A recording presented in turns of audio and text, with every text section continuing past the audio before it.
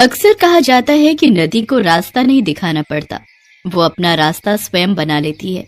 इसी प्रकार पुराने समय में एक ऐसा शिष्य हुआ जिसने अपने हुनर और गुरु भक्ति से अपना नाम इतिहास के पन्नों पर दर्ज करवा लिया। उस वीर योद्धा का नाम था एकलव्य। महाभारत काल में प्रयाग के तटवर्ती प्रदेश में सुदूर तक फैला हुआ एक राज्य श्रृंगवेरपुर था। निषाद राज हिरण्यधनु उस आदिवासी इलाके के राजा व एक महान योद्धा थे। गंगा के तट पर स्थित श्रृंगवेरपुर उसकी सुदृढ़ राजधानी थी। उस समय श्रृंगवेरपुर राज्य की शक्ति मगध, हस्तिनापुर, मथुरा, चेदी और चंदेरी आदि बड़े राज्यों के समकक्ष थी।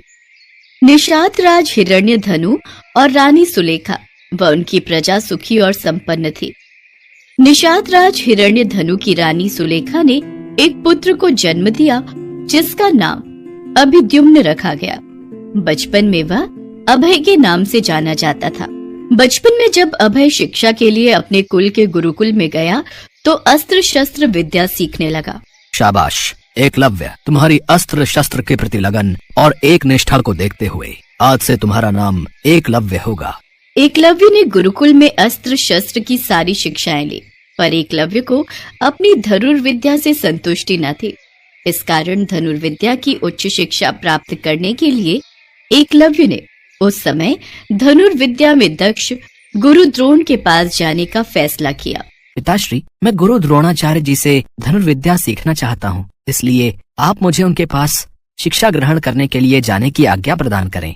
पुत्र एकलव्य, पर जहाँ तक मैं जानता हूँ गुरु द्रोणाचार्य केवल ब्राह्मण तथा क्षत्रिय वर्ग को ही शिक्षा देते हैं।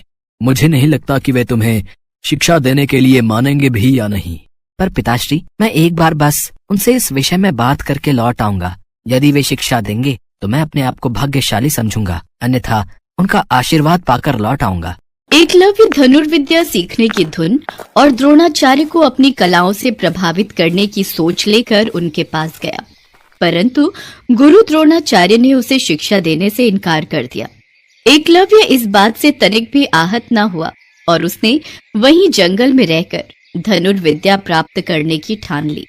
उसने जंगल में द्रोणाचार्य की एक मूर्ति बनाई और उन्हीं का ध्यान कर धनुर्विद्या का अभ्यास करने लगा। एक दिन आचार्य द्रोण अपने शिष्यों और एक कुत्ते के साथ आखेट के लिए उसी वन में पहुंच गए जहां एकलव्य अपनी धनुर्विद्या का अभ्यास कर रहा था।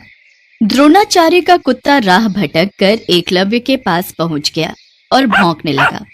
एकलव्य उस समय धनुर्विद्या का अभ्यास कर रहा था। कुत्ते के भौंकने की आवाज से एकलव्य की साधना में बाधा पड़ रही थी, अतः उसने ऐसे बाण चलाए कि कुत्ते को जरा भी खरोंच नहीं आई और कुत्ते का मुंह भी बंद हो गया। एकलव्य ने इस कौशल से बाण चलाए थे कि कुत्ते को किसी प्रकार की चोट नहीं लगी और अपने बाणों से कुत्ते का मुंह भी बंद कर दिया। कुत्ता वहां से भागकर गुरु द्रोण के पास जा पहुंचा। द्रोण और शिष्य ऐसी श्रेष्ठ धनुर्विद्या देख आश्चर्य में पड़ गए। अद्भुत, ये तीरंदाजी तो कमाल की है। इस कुत्ते को जरा सी खरोंच तक नहीं आई। इस वन में ऐसा धनुर्धर कौन है जिसमें ऐसी कुशलता है? द्रोणाचार्य उस महान धनुर्धर को खोजते खोजते एकलव्य के पास पहुँचे और देखा कि एकलव्य ऐसे बाण चला रहा है जो कोई चोटी का योद्धा भी नहीं चला सकता। ये बात द्रोणाचार्य के लिए चिंता का विषय बन गई, क्योंकि कहीं न कहीं वो आने वाले भविष्य के बारे में सोच रहे थे। उन्होंने एकलव्य के सामने उसके गुरु के बारे में जानने की जिज्ञासा दिखाई। पुत्र, धनुर्विद्या में तुम सचमुच पारंगत हो। गुरुदेव, आप प्रणाम। गुरुदेव, आपके दर्शन पाकर मैं धन्य हो गया। पुत्र, क्या तुम मुझे जानते हो? गुरुदेव, एक बार मैं आपसे धनुर्विद्या सीखने के लिए आया था। मैं वही एकलव्य हूँ।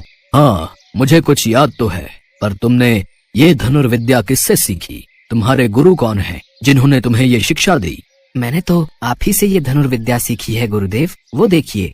गुरु द्रोणाचार्य ने देखा वहाँ एक प्रतिमा बनी हुई थी जो स्वयं गुरु द्रोणाचार्य की प्रतिमा थी। उन्हें ये जानकर और भी आश्चर्य हुआ कि द्रोणाचार्य को मानस गुरु मानकर एकलव्य ने स्वयं ही अभ्यास से ये विद्या प्राप्त की है। अपनी प्रतिमा को देख आचार्य द्रोण ने कहा, अगर तुम मुझे ही अपना गुरु मानते हो तो मुझे गुरु दक्षिणा दो। गुरुदेव, आपको गुरु दक्षिणा में क्या चाहिए, मुझसे कहिए। मैं आपको अपने प्राण तक दे सकता हूँ। दक्षिणा में गुरु द्रोण ने अंगूठे की मांग की ताकि एकलव्य सर्वश्रेष्ठ धनुर्धर ना बन जाए। कहीं न कहीं उन्हें भविष्य का भी भय था और अगर ऐसा हुआ तो अर्जुन को महान धनुर्धर बनाने का उनका वचन झूठा हो जाएगा। इसलिए उन्होंने दक्षिणा में एकलव्य से उसके सीधे हाथ का अंगूठा मांगा। यदि तुम मुझे दक्षिणा देना ही चाहते हो तो मैं गुरु दक्षिणा में तुम्हारे दाहिने हाथ का अंगूठा मांगता हूँ। जो आज्ञा गुरुदेव। गुरु द्रोण की ऐसी इच्छा देखकर भी एकलव्य का मन जरा भी विचलित नहीं हुआ। उसने बिना हिचकिचाहट अपना अंगूठा काटकर गुरु द्रोणाचार्य को अर्पित कर दिया। ये देखकर गुरु द्रोणाचार्य चकित रह गए और एकलव्य को आशीर्वाद देकर अपने शिष्यों के साथ वहां से वापस लौट गए। अंगूठा कट जाने के बाद एकलव्य ने तर्जनी और मध्यमा अंगुली का प्रयोग कर तीर चलाने का अभ्यास किया। यहीं से तीरंदाजी करने के आधुनिक तरीके का जन्म हुआ। अतः एकलव्य को आधुनिक तीरंदाजी का जनक कहना उचित होगा। निसंदेह यह बेहतर तरीका है और आजकल तीरंदाजी इसी तरह से होती है। बाद में एकलव्य श्रृंगवेर पर राज्य वापस आ गया और वहीं रहने लगा। पिता की मृत्यु के बाद वो वहां का शासक बन गया और अपने राज्य का संचालन कर एकलव्य ने निषाद भीलों की एक सशक्त सेना और नौसेना गठित कर ली और अपने राज्य की सीमाओं का विस्तार किया। निषाद वंश का राजा बनने के बाद एकलव्य ने जरासंध की सेना की तरफ से मथुरा पर आक्रमण कर यादव सेना का लगभग सफाया कर दिया था।